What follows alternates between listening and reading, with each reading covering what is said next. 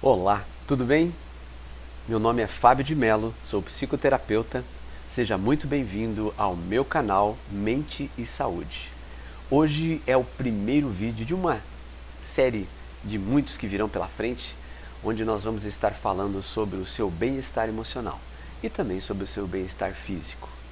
E eu espero poder contar com você, não apenas hoje, mas nos próximos momentos em que vamos nos encontrar aqui no nosso canal. O assunto que nós vamos falar hoje é um assunto preocupante que tem tomado cada vez maior dimensão no nosso meio social. E para que você possa ter uma vida mais tranquila, mais desbloqueada, mais desenvolvida nas suas tarefas, nos seus planos e sonhos e projeções, muitas vezes você precisa estar livre da ansiedade e do medo. Esse é o nosso assunto de hoje, que nós vamos abordar logo após a vinheta.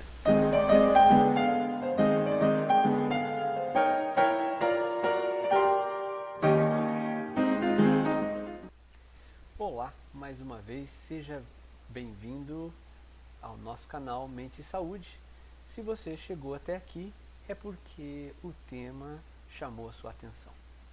Esse canal foi criado com o objetivo de ajudar as pessoas que têm uma sede, uma necessidade de conhecimento, de saber, de informação sobre o bem-estar emocional, sobre a sua saúde mental.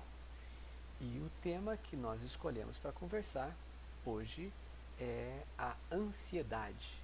Nesse primeiro programa nosso aqui, nesse primeiro encontro, nessa primeira aula nossa, nós vamos estar abordando de uma forma geral assim esse assunto que é tão do momento em várias áreas, em várias famílias brasileiras, a ansiedade. Profissionais, principalmente da saúde, nesses últimos 12, 16 meses, estafados com ansiedade. E você, antes de mais nada, quero te dizer que o nosso convidado especial a cada encontro, e já aproveita aí, antes de tudo, curta, dê o seu like, se inscreva no nosso canal Mente e Saúde, para que você possa, nas próximas postagens, receber informações, orientações, enfim, para o bem-estar seu e da sua família e de todas as pessoas que estiverem próximas a você ali. Muito bem, ansiedade. A ansiedade é comumente conhecida como o excesso do futuro, excesso de futuro. Porém, também nós não podemos ignorar que ansiedade significa, em essência, também o medo. Ansiedade é aquela sensação ruim que aperta o peito. E o medo já é algo que a gente sente, que a gente teme, né? A sensação ruim, aquele aperto no peito, ansiedade. E o medo, algo que nós tememos, né? E tentamos evitar, na medida do possível, a sensação de medo, né? Mas medo e ansiedade são primos irmãos, exatamente. Um anda ali, do ladinho do outro, sempre juntos. E a estrutura humana, ela é fantástica quando se fala em relação físico, parte corpórea e a parte mental, né, a psicológica. Ela tem uma estrutura complexa. E o nosso corpo humano, por exemplo, ele tem alguns tipos de reações diante de dilemas. Um corte, por exemplo. Imediatamente o sangue se aglutina e começa o processo de cura, as plaquetas começam a reagir. Em caso de engasgo, todo o sistema muscular, nervoso, interage para que esse engasgo deixe de atrapalhar as vias aéreas. Somos reativos. E quero dar aqui, por exemplo, dessa reação, agora interagindo com a nossa psique, com o nosso psicológico. Imagine só que você está fazendo uma caminhada e quando você dobra a esquina ali, você encontra dois pitbulls, daqueles bem reforçados, rosnando, mostrando os dentes, babando. Qual é a sua reação? Você vai parar para racionalizar? Será que eles realmente são bravos? Será que eles realmente irão te morder? Será que eles vão te atacar? Você racionaliza tudo isso? É claro que não. Se deparando com dois cães desse porte, com essas características, com certeza a tua reação é imediata. Você não pensa, você foge. Essa é a função do medo. A função do medo para nos salvar do perigo, causando uma reação imediata. Aquela reação de luta e fuga, lutar ou fugir. E esse é o sentimento de medo ou de ansiedade positivo que nós precisamos no nosso dia a dia. Porém, precisamos aprender a administrar essa ansiedade, a administrar a forma como esse medo se abate sobre nós. Nós precisamos do medo, porque se você não tivesse medo, você sairia de olhos vendados, de cabeça baixa, atravessaria uma avenida movimentada, ou então simplesmente iria dirigir lendo um livro, porque você não teria medo de ser atropelado, medo de capotar o seu veículo. Nós precisamos do medo na nossa vida. Ele faz parte desse processo psicológico nosso dentro de uma cena de controle, né? Essa reação imediata de luta e fuga, né, está no centro de vários transtornos de comportamento conhecidos como transtornos de ansiedade. Então, essa situação de ansiedade, conhecida como transtorno de ansiedade. No caso dos cães, né, nós já sabemos ali, temos um motivo para temer. Dentes, né, garras ali prontas a atacar. Já no pânico, não se distingue o fator desencadeante desse medo, dessa ansiedade, ou qual é o estímulo óbvio ali para causar sentimentos tão fortes. Freud classificou a ansiedade em 3 grupos: a ansiedade realística, a ansiedade neurótica e a ansiedade moral. Hoje nós não vamos nos aprofundar nesses 3 níveis, mas para que apenas você entenda que podemos dividir a ansiedade nesses 3 níveis. As nossas reações diante do estresse, dos conflitos, gera o excesso de cortisol e de adrenalina. E esses hormônios são hormônios que causam um estrago no nosso organismo, aumentando então a pressão arterial, as doenças cardíacas, enxaquecas, alergias, pânicos, fobias, etc. Tudo por conta da descarga desse momento em que é gerado uma ansiedade.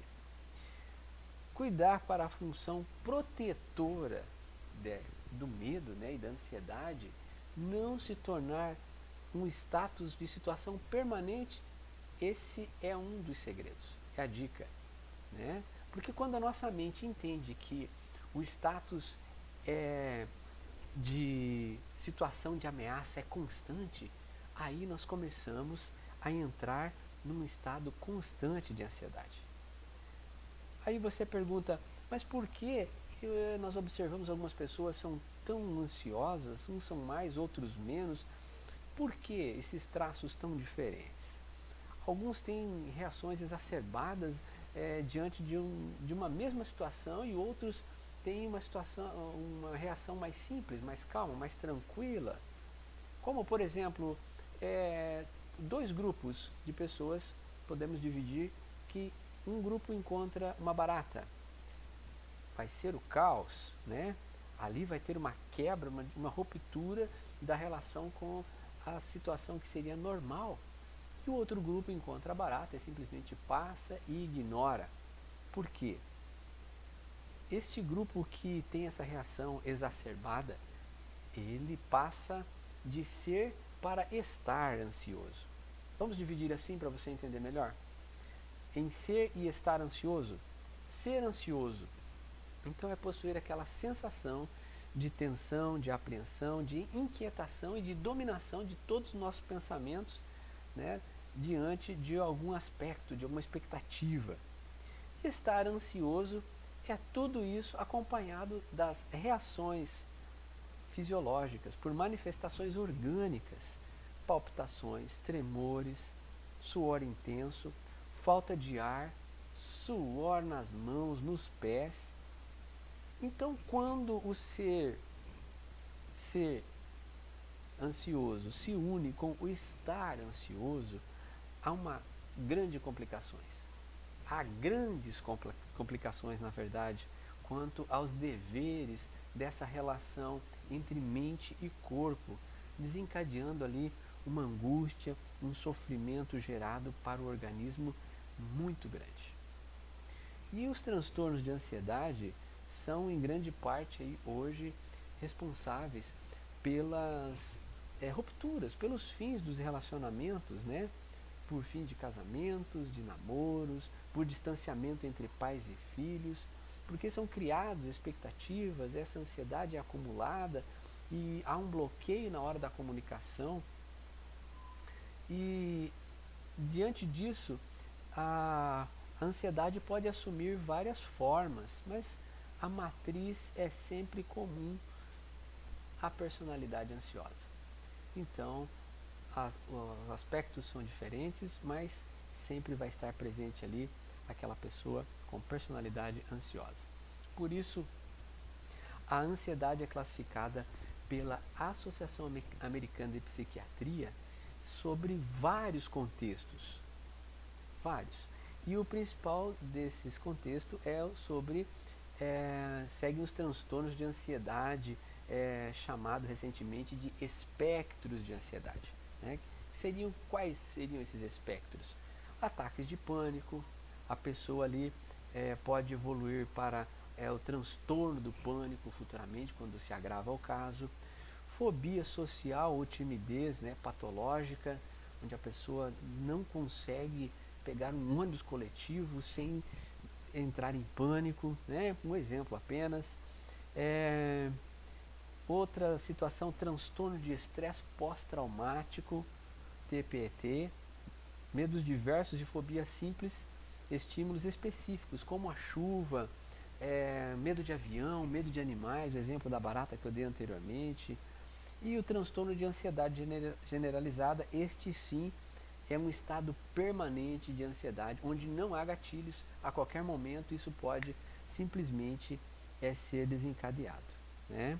E o transtorno sem ligação com objetos específicos. E o TOC, que é o transtorno obsessivo compulsivo, onde há também uma série de obsessões, a compulsividade, né, por o alinhamento de objetos, de ser e estar tudo no lugar, de uma forma exagerada, o transtorno obsessivo compulsivo por lavar as mãos, por limpeza, e enfim, são vários aí, né? Todos com a presença de sintomas físicos e psíquicos. Então entenderam? O ser e o estar, que eu mencionei anteriormente. E esses sintomas são desde a insônia, inquietação, irritabilidade, insegurança, sensação de estranheza, não se concentra, não consegue desenvolver uma boa comunicação, e isso acaba afetando ali o dia a dia dessa pessoa, as relações no trabalho, a produtividade, e há a problemática quando o indivíduo acaba buscando um apoio nas drogas, né? Quer seja nas lícitas ou ilícitas. Aí ele se envolve com a bebida de maneira mais desregrada, ou então com as drogas que não são lícitas. Existe uma pesquisa que diz que 25% das pessoas apresentam algum tipo de transtorno ao longo da sua vida, ou seja, um quarto da população mundial. Mas hoje nós temos as redes sociais, temos a internet, com tanto material à disposição. Qual é o maior problema em se tratar, em resolver a ansiedade? Existem canais, existem portais, boletins, orientações. Por que a resistência em procurar tratamento? Porque as pessoas não conseguem vencer esse problema. Uma das grandes problemáticas é a falta de conhecimento ou da vontade em buscar o conhecimento. Né? Por quê? As pessoas não param, como você parou hoje aqui, para ouvir um pouco de orientação, refletir, ter um momento consigo mesmo, se autoconhecer. E esse momento é muito especial e particular de cada um perceber as suas necessidades, rever os seus conceitos, rever as suas projeções futuras, como e de que maneira tem se desenvolvido até o presente momento. E nesse processo demanda muitas vezes nós dizermos não para algumas coisas nessa caminhada. E essa falta de conhecimento, essa falta de saberes em torno do próprio eu faz com que nós venhamos a sofrer. Por isso a importância de buscar ajuda, de buscar orientação, ir em busca do conhecimento. E se você se enquadrou em tudo isso que eu disse em relação à ansiedade, se você tem perdido em algum momento as suas expectativas com relação ao seu equilíbrio emocional por conta dessa ansiedade que tem destroçado muitos relacionamentos, muitas famílias, a saúde das pessoas, você está aqui hoje por conta disso, não à toa. Você está aqui para se dar os primeiros passos para se libertar da ansiedade. E o canal Mente e Saúde vai estar postando uma série de quatro aulas. Essa é a primeira aula em 4, que vamos estar abordando esse assunto. Nas próximas 3, eu estarei postando aqui orientações para que você possa vencer a ansiedade. Muito bem? Eu vou ficando por aqui e, mais uma vez, curte o canal, se inscreva para que você possa receber ali o sininho, a notificação de quando estará entrando no ar a nossa próxima aula. Muito obrigado pela sua atenção e eu espero você no nosso próximo encontro. Quem vos falou foi o psicanalista Fábio de Mello. Um grande abraço a todos.